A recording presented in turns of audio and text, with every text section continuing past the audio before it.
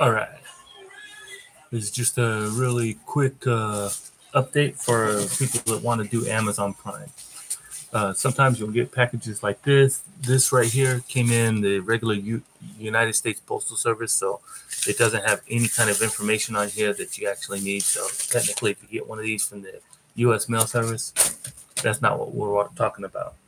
What we're going to be talking about today is Amazon and Amazon Prime. Okay. Now, you'll notice this is highlighted and this is highlighted. These are the two most important parts to this. This here's the address. Of course, it's blacked out for your protection and for me. But anyhow, what you do is you get packages like this. You go in, you pick up packages, and what will happen is after you apply for Amazon Flex, you're going to go in and you're going to scan in. They'll have a barcode similar to this one right here.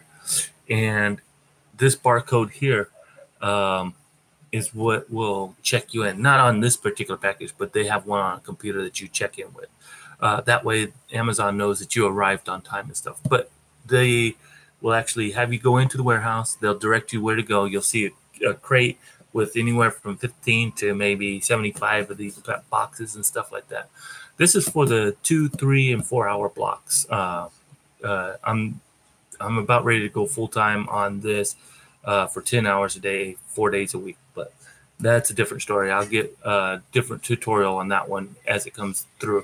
But on this particular case, what you're going to do is when you get in, after you scan in to check in, you're going to scan in each package. Okay. And each package will have a number here. And what you want to do is have these numbers, the lower numbers go towards the front, the higher numbers go towards the back. In this case, this is a 3593. So this one here is probably going to go closer to the front if you're working in this particular area. This here is the street address, 1959, and PU is on the street itself. So what you're going to do is you're going to take these boxes. Usually they will have you deliver a set of boxes anywhere from 2 to 5 or more in one local area. But what will happen is when you come in, you're going to scan this right here. Most people will try and scan this. You can, when you scan with your phone, your Amazon Flex phone, you can scan either this part right here, or you can scan this. What I found is when you scan this part right here, it's actually quicker and easier than, because sometimes they'll have this like crevice and it'll make it hard to scan the barcode itself. So if you go in to scan, if you want to do it quickly, scan this particular barcode, not this one right here. Okay. And also you're going to scan this bottom. You can scan this bottom barcode also. This top one will not register anything, so you're probably not going to know anything. But like I said, the first thing you're going to do is you're going to check in at the front gate. They're going to tell you, go in, follow the instructions. You'll see people standing. They'll be going, like this, go over here, take this one, etc. They'll tell you, sometimes you'll see these packages on one side or the other. What you want to do is when you get to it, take the big boxes first, scan those in. And then once you scan those in, keep track. They have a piece of paper with how many packages are on there. So let's say you get 43 packages. You scan them all in, okay? If you do not have 43 packages, or if there are more packages than it says on there, don't freak out about it. What you'll do is after you finish scanning, it'll tell you how many packages you have on your Amazon app. And then at that point, you go to the person that directed you to where you're at, and they will actually tell you, or they'll ask you how many packages do you have, and then they'll ask you your name. And at that point, they'll enter that information. So if you have more packages, they'll adjust the SKU that you have for your particular route. If you have less, that means you're only responsible for those packages that you scanned in. If there's any packages that are supposed to be there and they're missing at the place and you haven't scanned them in, or they won't scan in, then you're not responsible for them if you leave without them. So that's good news. Like I said, right here on this side here is the package that you want, or the icon that you want to scan, or this bottom part. This bottom part will scan fine if, like I said, this crease is not here. In this particular case, this here will most likely scan.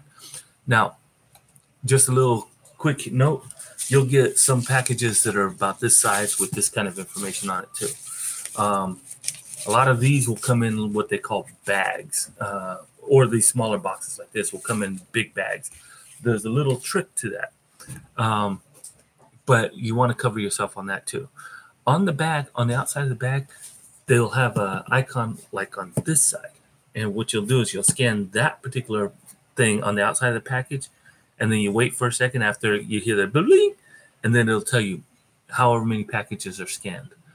Then, just to cover yourself, when you go in and you start going through the packages, scan them. It'll say, oh, as you start to put them in the car or SUV or van, you're going to rescan it and make sure that it comes up like it's already scanned. Don't worry about it, and then put it in, and then keep going through it. It'll go through faster that way, but in most cases, when you scan the little barcode that looks like this one right here, see how it has the little squares on the side? This one does not. This one here, you're going to scan for individual packages.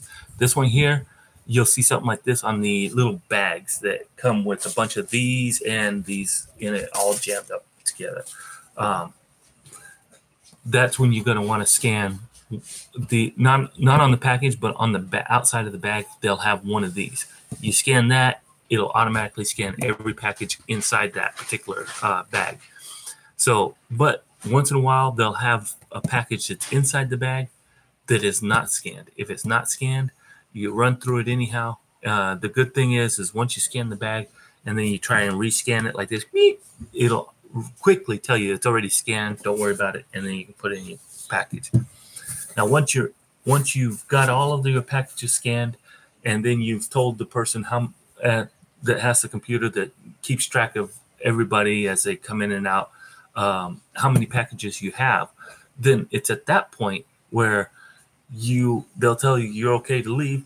As you're getting ready to leave, don't leave just quite yet. Find some place to pull over and park. Most facilities will have a restroom. You can pull over, use the restroom real quick before you go on your route. As soon as you go outside the building into the parking lot area, stop. As you're going, this will make it easier for you. The lower numbers go ahead. The larger numbers, or higher numbers here, go to the back. The ones that are in the front, you're going to find what's first on your route. And then you're going to take all the numbers in that particular location to the front. Then you're going to take the addresses and you're going to sort them out by the address. You want to make sure that all the streets, if you have like 10 packages on one street and they're all in one general area, make sure all of those are on the front seat ready for you in the correct order. Usually you'll start with the lowest and go to the highest. But if you find that, or in this particular case, if it starts from the highest to the lowest, make sure it's in that particular order. Their GPS system on here sucks, but the organization of the app of the delivery is optimized. So if you do it this way, you can actually do a 3-hour block probably in about 1.5 to 2 hours. Piece of cake. Also, when you go to deliver, make sure you have one of those 2.4 or 3.0 quick chargers for these, because this type of service will kill your phone really fast, because each package that you deliver, you got to rescan it in to show that you've actually delivered it. At that point, like I said, you're going to scan this, or you're going to scan this particular icon. Notice there's no squares on the side. This one here has squares. You're not going to scan that one. You're going to scan this one right here. Okay. And as you go to deliver, you're going to scan it, and then it'll register. Sometimes there's 2 or 3 packages. Make sure that you have all the packages together. On here, when you go to the Amazon app, it'll tell you there should be 2 packages or 3 packages. Well, if you pick one up and you find one, that means somewhere in your car you have 2 or 3 other packages for the same address. Or sometimes it'll say there's 3 packages, but there's only one for this particular address. Usually when that happens, that means that there's one at this house, one on this side, and one on this side. So since they're all so close together, it groups them into one location. You don't have to scan all of them at the same time. You can scan one and then go back and scan each one separately. What I do is I usually scan all three first, and then you take the photos as you go. Um, that's the easy part on this. Like I said, this is the short number for the address. You're going to look at the numbers itself and make sure that those are in order for each street. This right here is the block number. This block number, you're going to start with the lower numbers towards the front because those are going to get delivered first. The higher numbers are going to go to the back. Then, of course, you got the actual address that's right here with the person's name on it.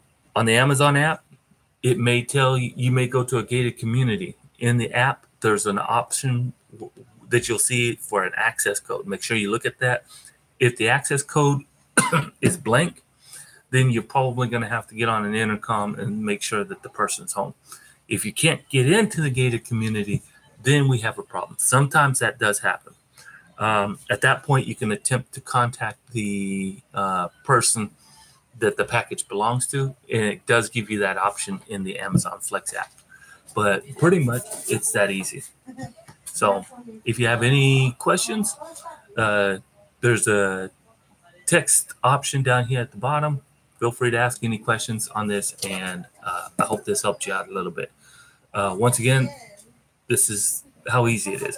When you first come in, after you sign up and you're accepted with Amazon, they have a computer screen, pretty much like what I'm looking at right now.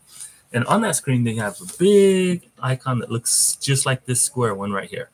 Okay, you're not going to scan this on the package itself. On the computer screen, they'll have you scan in. They'll sit there and say scan in, so you'll see, and you'll hear that lets them know that you're here.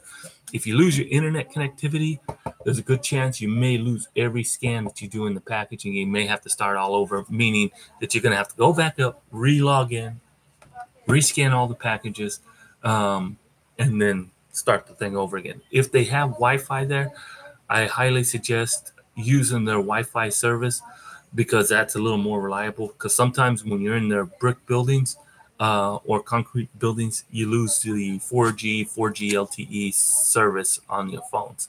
So if that happens, make sure that you can get onto their Wi-Fi. They have a guest access, which will allow you to still log in, scan all your packages, and then accept all the packages once they're done. And that's it. Then the other thing is just route plan. Find out I would say after 1 year of doing all the blocks, you'll start learning where all the houses are, because some places are not well marked, some are. When you first start out, you may end up doing these packages like it'll be a 4-hour block. You may do 4.5, 5 hours because you can't find some of these places.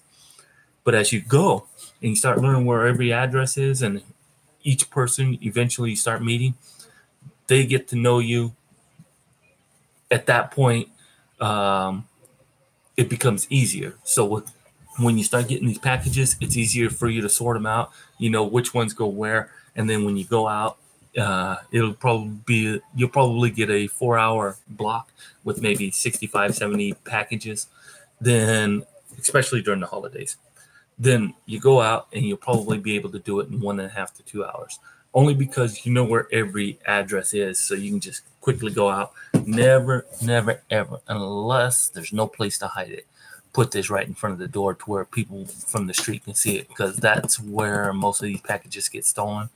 I've seen some people leave these packages like right outside the fence on the street.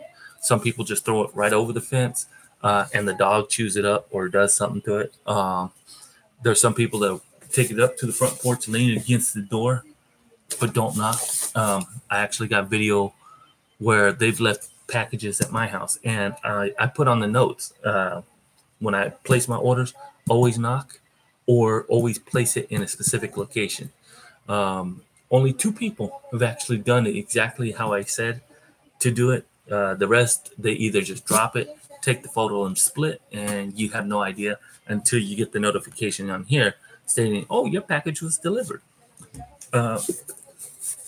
This is on the customer side.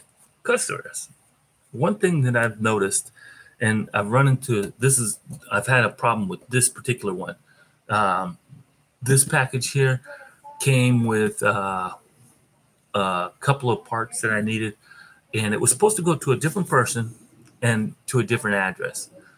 It was the way I ordered it online. And when you order it, it says bill to, which is this address that's on here, which I got grayed out, and they got a ship to.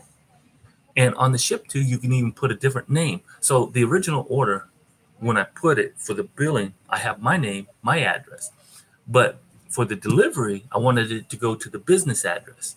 So that's what I did when I was online. But for some reason, I don't know why, when they printed out the label, it still came to this address. But this address has two addresses that are exactly the same. One's in Richmond, same area code. One's in San Pablo, same name, same address, exactly. So what had happened was I got the notification it was delivered. Well, I already left the business address. The other guy that this was supposed to go to was at the other address. And as soon as I got the notification here that said it was delivered, I contacted him, told him check the ports, it's probably out there, and he went out. The package was not there. So immediately I went on here. I decided to check this to see if maybe the package was actually delivered to a different location. Oops. Don't know who that is. They gotta wait. But anyhow, what had happened was when I went to the website to track the package, it said it was actually delivered, of course, to this address. So me not being here, I was like, okay, it said handed directly to customer too. It didn't have a name on it. That was another problem that I ran into. If you deliver this and you hand it to somebody, at least get their first name entered into your Amazon Flex app. Say it was handed to, and then just type in the name the best you know. That way, people like me know who picked it up. And if there's a strange name on there and I don't know who it is, then it's possible it may have gone to the Richmond address, not the San Pablo address. In my case, the guy wasn't paying attention. He opened the package and realized, hey, wait a minute, I didn't order this. And then he looked at the front and he's like, oh, this ain't even for me. Oops. So what he did was he left everything intact, even though the package was still open. And yeah, it's actually open on this side. But yeah, he actually brought it to me. He let me inspect it to make sure everything that I ordered was still in there and still intact. And sure enough, it was. He was an honest person. Could have been dishonest, and I could have actually had to call Amazon. And here's the problem. The problem was on the Amazon side, not the driver's side. The drivers actually delivered it. And not only did he deliver it, but he also handed it off to somebody. The only problem that the driver did was he didn't get a name to who he gave the package to. And because of that, there was no way for me to find out where it went or who got it. And then I called Amazon to verify that it was actually delivered to the address that was right here. They stated, according to this, yes, it was. And I was like, okay. So I started calling everybody at this particular residence. I started asking everybody. Nobody claimed that they picked up the package. The lady on the Amazon side said, give it until tomorrow night. If the package doesn't arrive by then, call us back. We'll go either give you a refund or we'll reorder the product for you at no extra cost. So I was like, oh, okay, no problem. I went on Facebook to the Amazon Flex people, and I wasn't asking for a way to actually do this because pretty much the lady on the phone told me what to do. My question was on the Amazon Flex board was to make sure that people who are delivering these packages to protect themselves, because a lot of people get dropped because they say, I didn't get my package, scammer. Well, in this particular case, this was delivered to the right address, but the wrong house, which happens a lot. My son gets picked up for school. Okay. And sometimes if they get a new bus driver, they go to the other address instead of this one. And then they're like, oh, they call us and they say, we're outside. We're waiting for your kid. And we go outside and the bus isn't there. And we're like, where are you at? We're out here right now. And they're like, oh. And then we find out later that they're at the wrong address. Same address, same street name. The only difference is one's Richmond, one's San Pablo. Both of them are both 94806. Okay, so technically we're in Richmond, California. And for those that aren't wondering, this is where I work out of, DSF6. Okay, now that's the Richmond facility. They have a lot of work over there. But like I said, for people to deliver, make sure you deliver the package. If you hand it to a person, at least get their first name. Okay. If you get their first name, it's easier for somebody who may have ordered the package, like me, to know who that person who received the package was. Because when I don't receive it and I call Amazon or I check the app, it says it was delivered to, and then I see the person's first name. First name, boom. I know exactly who picked it up. And if they deny it, then I know they're trying to hide it from me. And I'm like, give me my package. Then I don't have to call Amazon and say, I didn't get my package. I want a refund or a replacement thing. It's not my intention to rip off anybody.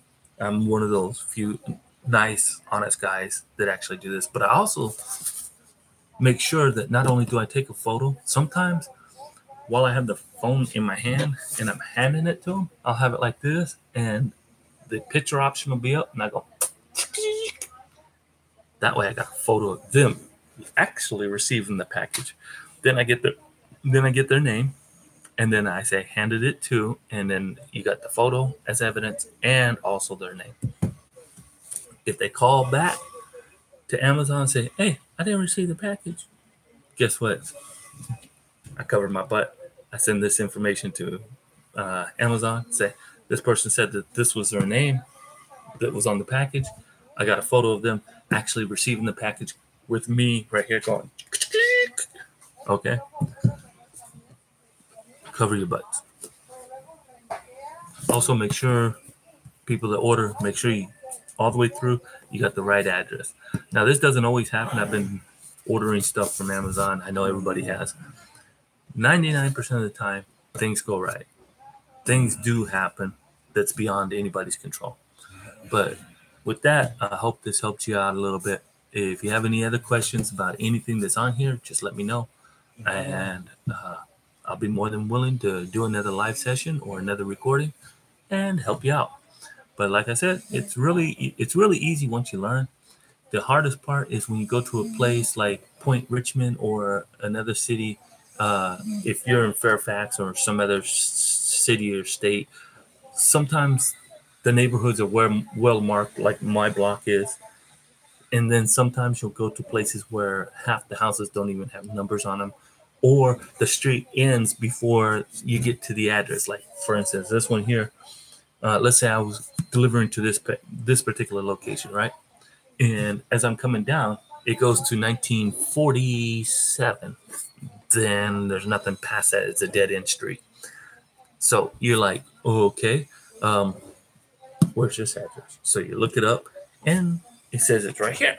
But it only goes to 1947, not 1959. Things like that cause you to go, and it also takes up more of your time. And it's hard to plan ahead because they push you out of the facility. They don't give you no training on how to find these places. The only option that you actually have is Google Maps when you do this, and that's what I would rely on. Go Google Maps, do satellite view, enter the address that's here, look it up, and then look at where it shows you are at. And then you can find out, am I at the right location, or do I need to go another place? Like Point Richmond does that all the time. Sometimes the street that you go on, the address is correct, but you got to go up a hill, and it's a field, and it goes to their backyard. The question is how do you get to that particular address? Come to find out, even though it's on one street, you actually got to go all the way back to the block, go up to an alley, go through an alley, yes, an alley, and then that's where the front door is. And then that's a completely different street, but the address says it's on this street, where it's on the top of a hill, and there's no way to get to it. You're going to have those Those are the days that you just want to pull out your hair and just say. But like I said, once you learn where the addresses are, and after maybe about a year or two of doing this, you might start out slow. You might get frustrated because they charge you for 3 hours, maybe $60, $80, depending on where you're at. And it might take you 6, 7, 8 hours just to deliver 30 or 40 packages. Don't freak out. My first day, I did Point Richmond, California, and it was a 3-hour shift, and it took me 8.5 hours to find every single one of these addresses. Amazon doesn't care how long it takes you. Just remember, the longer it takes you, the less you're getting paid, and the more it's costing you. The faster you get it done, the more you're getting paid. So if you get a 3-hour block, you finish it in 1 hour or less, that's $60 or $80. Okay. Or if you do it in the exact allotted time, let's say they give you 3 hours and you can finish it within the 3 hours, then you're getting paid $20, $25, $30 an hour. Still not too bad, but the thing is, you got to learn where all the addresses are. If you know the area, it helps a lot, especially if you know the people on the area. So with that information, practice. Eventually, you'll get faster. There's people that saw me delivering 75 packages in 3 hours during the Christmas holidays. They were like, "How are you doing it?" Because they were taking 5, 6, 7 hours. I'm like, once you learn how to do it, once you learn how to sort these while you're in the building, some people actually put it on the ground and then they sort it by address and stuff and put it in stacks and then they put it in all nice and neat. And they spend like 2-3 hours just doing this. In my case, I just put them in, and then, like I said, the lower the number here, I put towards the front. A lot of times they'll have more of these than these. Always put these all in the front seat and put the lower numbers towards the front and then have them sorted out. Let's say this is 1959, this is 1960. This is on one side of the street, this is on the other. You have both of these. It may actually have you scan both of them in at the same time, but you'll only be able to take one photo. When you deliver, like I said, don't put it in front of the door. Put it somewhere where it can't be seen by everybody. And that concludes this particular training session. I will actually do more training while I'm on the road. And I might actually do a live session with you guys so that you see exactly how I do things. If you